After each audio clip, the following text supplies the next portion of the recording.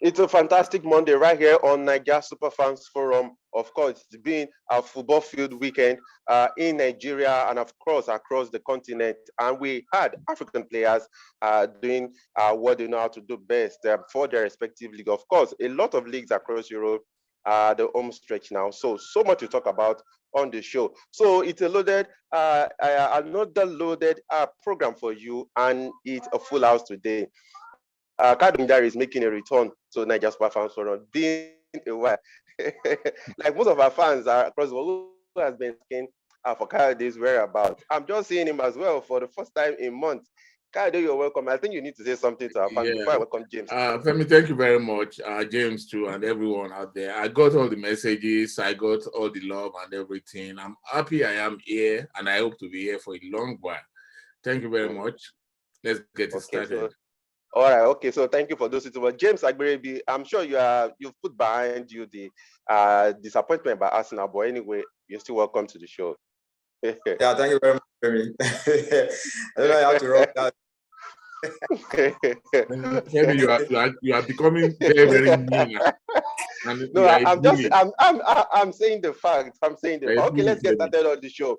Of course, we're going to start from Nigeria. We talk about with the situation of the Super Eagles. Currently, the technical advisor of the team, Jose Peseiro, in about 40 days, his contract will be expiring, and the NFF are still keeping mum.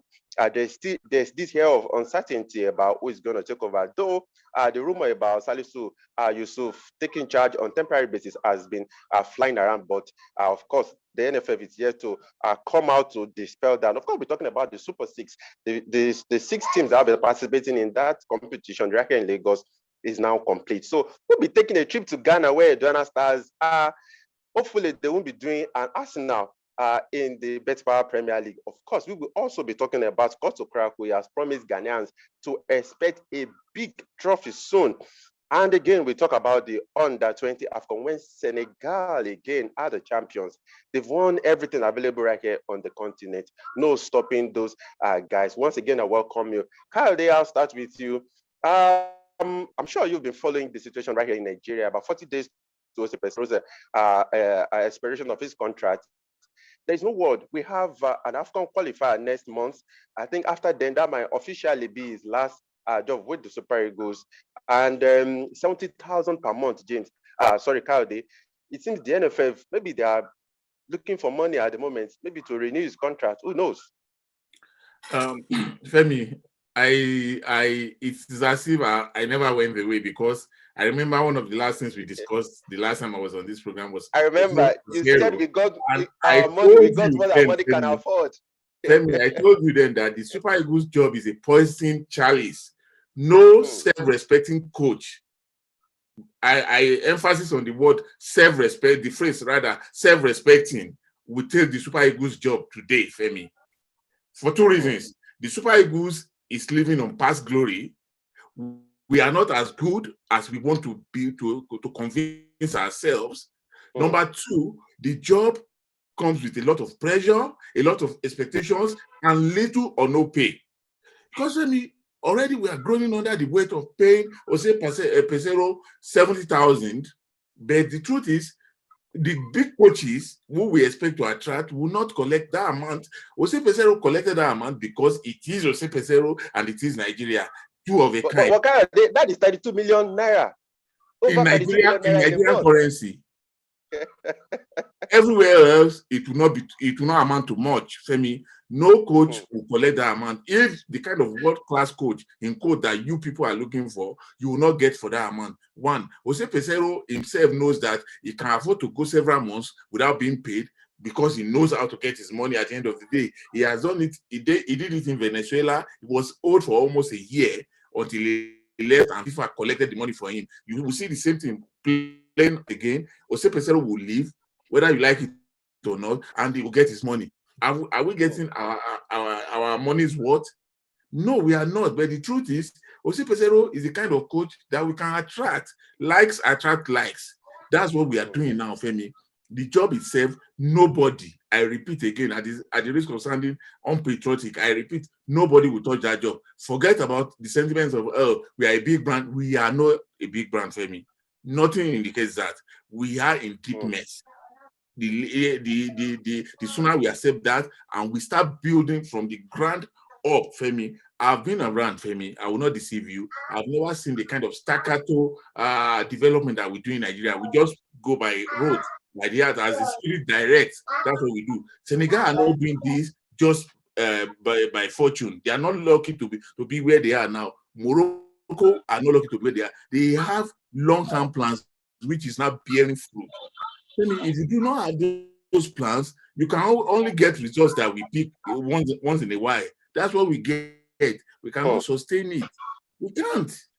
I'm sorry. I mean, sound very, very hard, but that's the truth. Of course, we have to say the truth. If not anywhere, but on the show. James, let's talk about the NPFL Super Six. Of course, I know Kayode has almost said it all regarding the Super Eagles situation, because you and I have also dealt a lot about that issue on the show. Let's talk about the Super Six, James. Of course, over the weekend, we'll quickly run through the fixtures for you. And those teams, Super Six, particularly the Eimba game. But quickly, with Nasarawa, of course, the Austin Insurance, it was 1-1. El Kanem Insurance still unbeaten so far this season. At least we're going to Super Six. El Kanem, they played 2-2 draw at home to Plateau Gombe United. They lost at home to Aqua United. Remo Stars defeated Aqua United. 4-0 Shooting Stars. And Eimba, like I said, 0-0. Unfortunately for Aqua United, they finished at the same point with Eimba. But of course, Eimba made the Super Six on goals different. James, so quickly, let's look at the 6 teams that have made it to the Super Six. Now, Group A, we have Bender Insurance, Remo Stars. I'm particularly happy for Remo. Then we have Eimba. Then Group B, we have Rivers United, we have Lobby Stars, and Sunshine Stars. James, any surprise in this team? I would be saying I'm disappointed that Rangers didn't make this list. Well, a good list. For Bender Insurance, most especially, this is a different ball game now. Whatever you did in the regular season doesn't count anymore. Just like what happened to the Super Eagles in the AFCON. After getting 9 points from the group stage, you got kicked out in the round of 16. So it's a different ball game. You have to bring your game now. So all your unbeaten and what have you, it doesn't count again now. So it's about who wants it the most. So it's a good list, and we look forward to an exciting Super Six. I even love the idea that they shared them. So we expect explosive, exciting Super Six fixtures. Like I said, Bender Insurance, you now know that there's 2 different kind of. I think they are in a crucial moment now. So, like I said, whatever they did during the regular season, they are unbeaten and what have you now. Or if at the end of the day they don't win the Super Six, I mean, now look as if all what they did in the regular season didn't count. But good one for them, they've done well, and kudos to them for a team that just came in from relegation to go all the way like that. I mean, kudos to them. Unbeaten. But I'm expecting, yes. So I hope that you carry that momentum into the Super Six, because there are some experienced team there that they have what it takes to emerge champions. So let's look forward to an exciting Super Six that will be devoid of controversies. All these normal issues that we normally have. So I just pray that everything will go as expected, and then we will have a worthy champion and those that will represent Nigeria in the continent.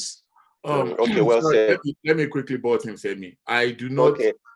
This is me being very honest. I do not see Bender Insurance emerging tops at the end of the playoffs, because if you see, they had 2 contrasting forms. The first round of the season, I think they won. Yeah.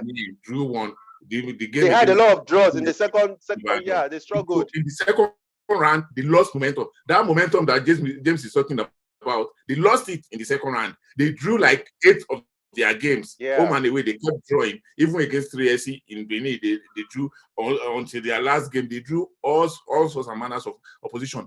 For me, if I'm going to hazard the guess, I would tip Rivers United ahead of any other team. Then Old Wars, Eyimba. Continental experience? Yes, continental experience, the coach and everything. I'll tip Eyimba, Rivers United, Eyimba. Then probably it's a toss-up for third position between Insurance and Lobby Stars.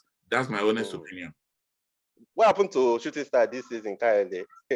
Well, this season this is the how do you say this? This is the season we needed to, we had a new coach, we had a lot of players. I think they had like more than 12 players, which was mad in my opinion. I said that to you at the beginning of the season, that you do not bring this number of players into a team with the new coach and everything. So they needed to get together, bond and everything. I hope the new season they are going to learn lessons from this outgoing season and begin to consolidate. So I wasn't expecting too much. The most important thing was to stabilize in the division, which they did, and which we also topped, which was something you are not going to talk about. I know we topped Yokwara United.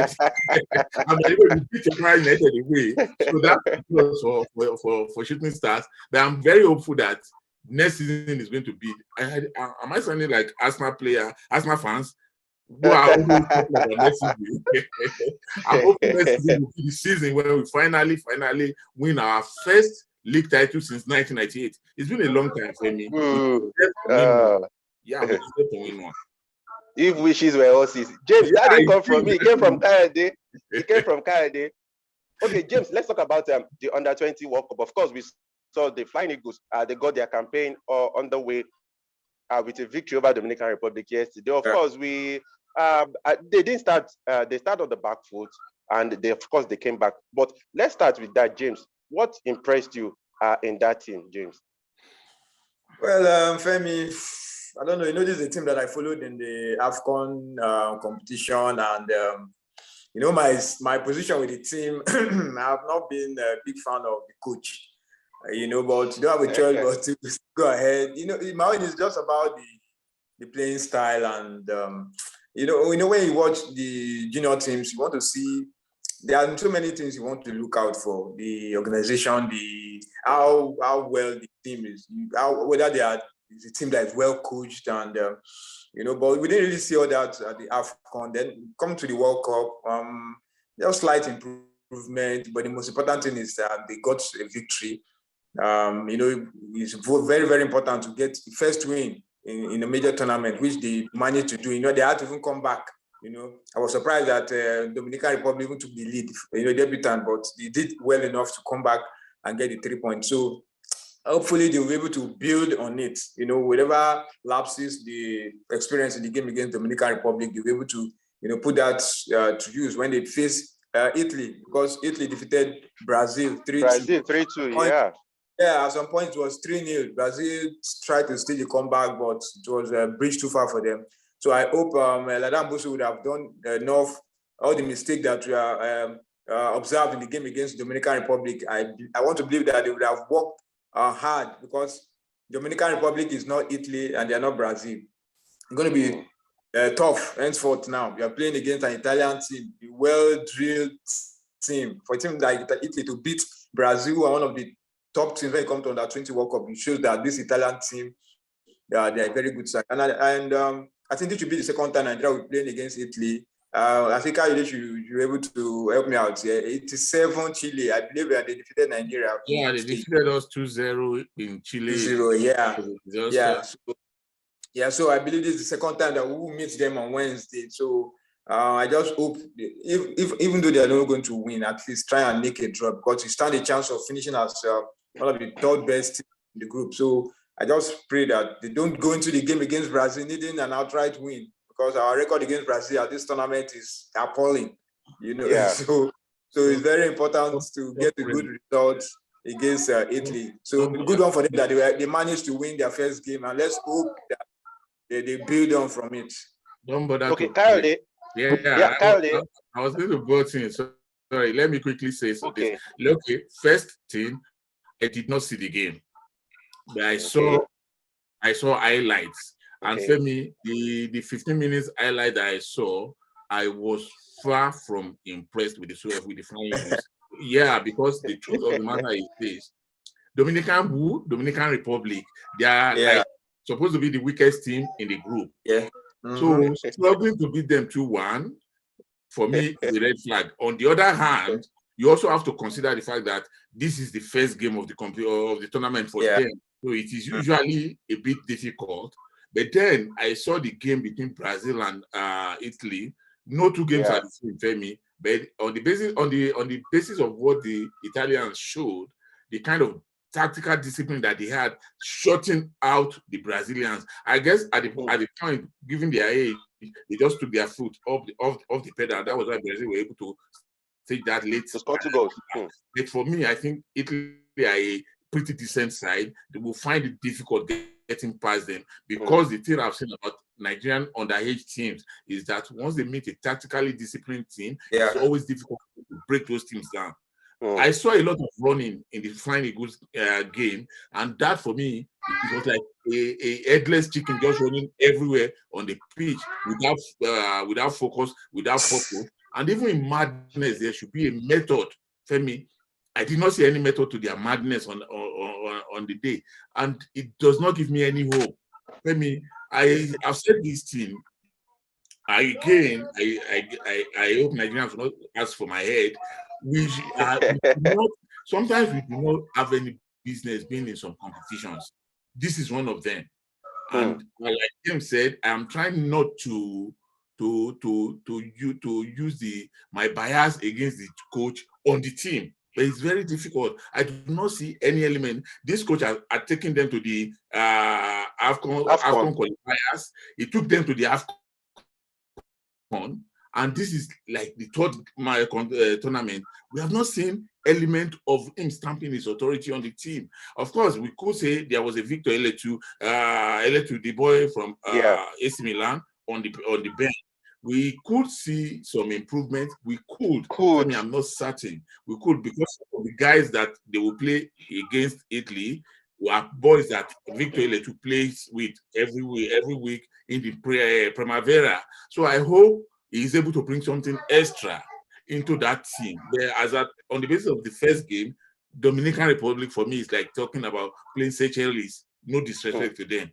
What playing Seychelles and you bragging that you want 2-1, it's nothing as I'm concerned. I do not have any hope for the team at all.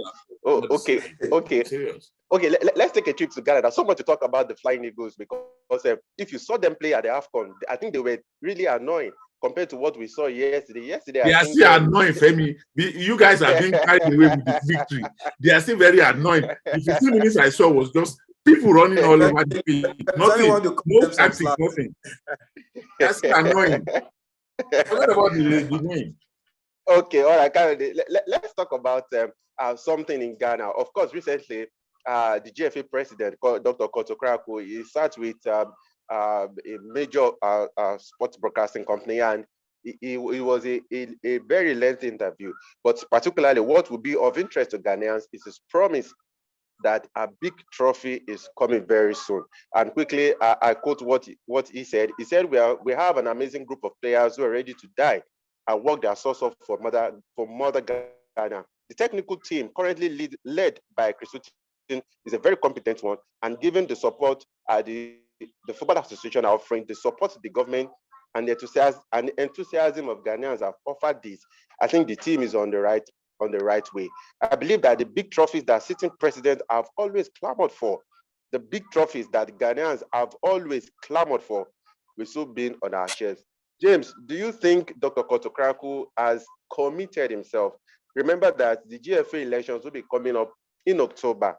Over 40 years now, Ghana has not won any trophy at the senior level. Do you think he has committed himself?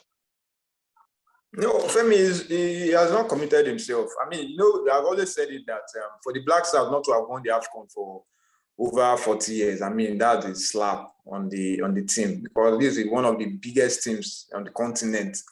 The last time they won the AFCON was 1982.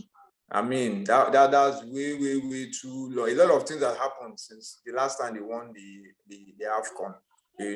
The Queen of England is no more. We saw James. So I'm coming. We experienced COVID. so many things have happened. So many things. No, so that will show you how bad the situation is. It's not as if they've not tried to win this AFCON. Remember the 92, they got to the final. Luckily, they lost to Cote d'Ivoire on penalties. They got to the final in 2010. They lost to a very experienced Egyptian side. They got to the final again in 2015. Unfortunately, again, they lost to Cote d'Ivoire. So, they have the players. Just to me, they've not been lucky, to win the AFCON. Not say they've not been trying. Unfortunately, it has not been happening. But just like what I said in one of our previous editions, look how long it took Argentina before they started winning again. The last time they won a trophy, it was in 1992, and when they won the Copa America. Then before they now waited for over almost 30 years before they now won the Copa America in Brazil. They now went on to win the World Cup. So as long as you've been trying, it's not as if the Black Stars have not been putting in effort, but they've just not been lucky.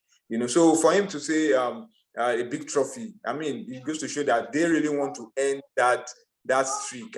It's too long, over 40 years, 2 months. So I believe that they will qualify for the AFCON.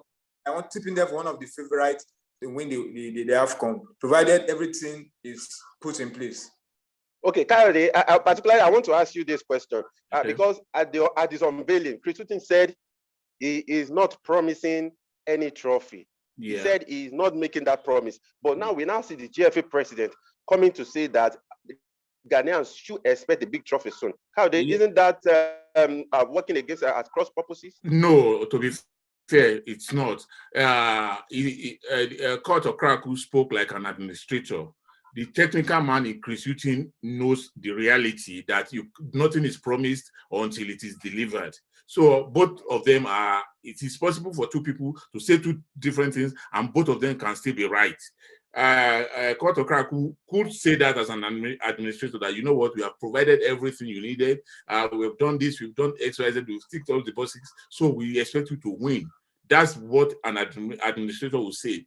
And on the technical side, Chris Hughton knows more than any other person, as a former player, as a former coach, as a coach, that you cannot promise until you lift the trophy at the end of the final game.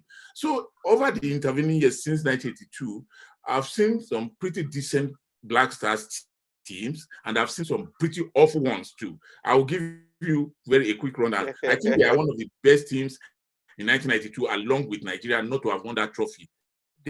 Both them and Nigeria were the two best teams, in my opinion. The team in Senegal they had Abedi Pele, Anthony Yeboah, Prince Opoku Inti, Prince Poli. They had Poli.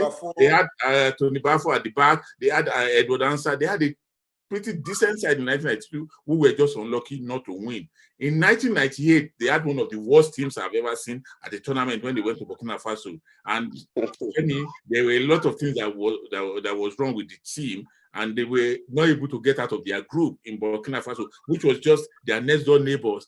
Actually, they lost to Togo in that competition. In 2010, like James said, they had a pretty good team who were just out-muzzled by the more experienced Egyptians. And I think in 2008 at home too, they had a not too good side. Because even though they beat Nigeria in the quarterfinals, I remember the game because I was watching in the office and I told, I don't know, one of my colleagues at that time, I said, this team, even though they beat Nigeria, it shows how bad Nigeria was at that tournament for Ghana to beat them, because this Ghana team, they are riding on the crest of home support. They are not that good. So I was not surprised when Cote d'Ivoire knocked them out of the competition.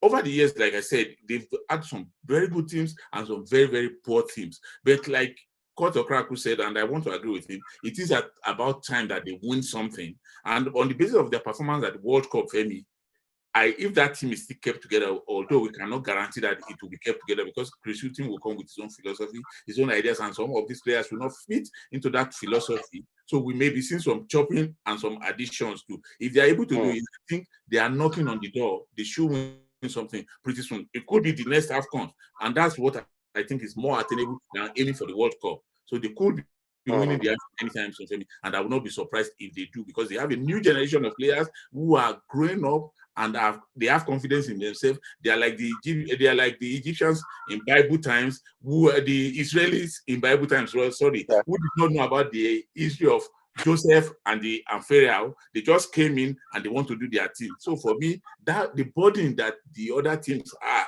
they do not have it now. They are free to play the rivalry that we had with Ghana in those days, that they don't have that burden. The rivalry that they had with Ivory Coast, they don't have that burden. They just want to play and they want to win. So for me, I think it is safe to say that Ghana should be one of the favorites going into the next AFCON. And I'm not saying that to patronize everybody. I'm just saying it on the basis of facts that are available to me. Okay, wow. Okay, James, let's talk about the Ghana Premier League now before we leave. Like I said, the Edona Stars, they've been at the top of the table for so long now, but unfortunately, following their 3-0 loss to Accra Lions, I saw those goals, very cheap goals. Edona Stars, they didn't look like a team that wants to win the Ghana Premier League. But how did that come to you? Knowing that even your own club, Arsenal, they're almost on the same shade with the Edona Stars. Kyle is already laughing. James, I mean, you know that we've been saying that sometimes when it comes to the tail end, that's when you have the big boys. They know how to navigate themselves, So Edouard, I don't know, maybe it's the pressure getting to them. I mean, they've been on the top for most part of the season, and unfortunately they are on the verge of throwing it away. I mean, I won't be very happy about that. It's so sad that it's not even the Ashanti Kotoko or the Arts of Folk that are doing the damage now. It's teams like Edouard and their own kind that's about to do to spoil the whole thing for them. Yeah. I don't know. The season is not yet over, but I just hope that they'll be able to bounce back, to claim the top spot, because you want teams like this.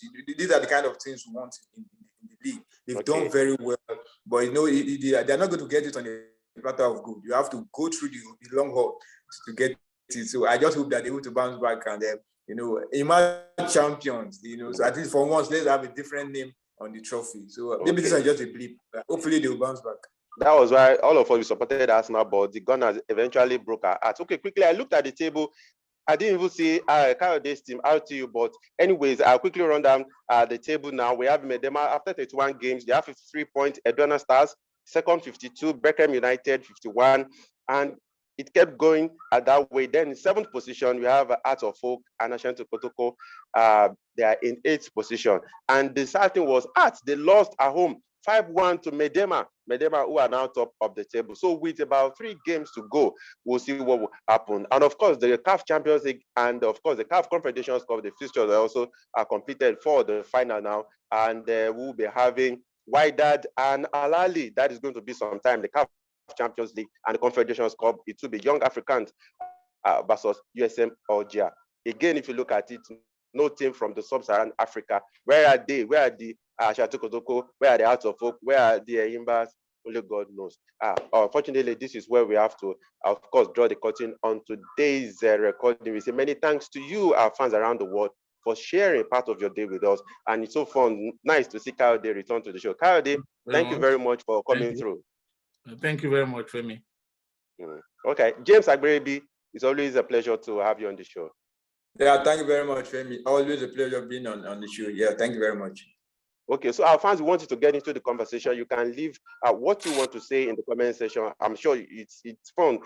Just for me, like you to see Kayode back on the show. Let us know what you feel in the comment section. We'll see you later in the week with another explosive edition of Nigeria's Perfect Soro. Bye for now.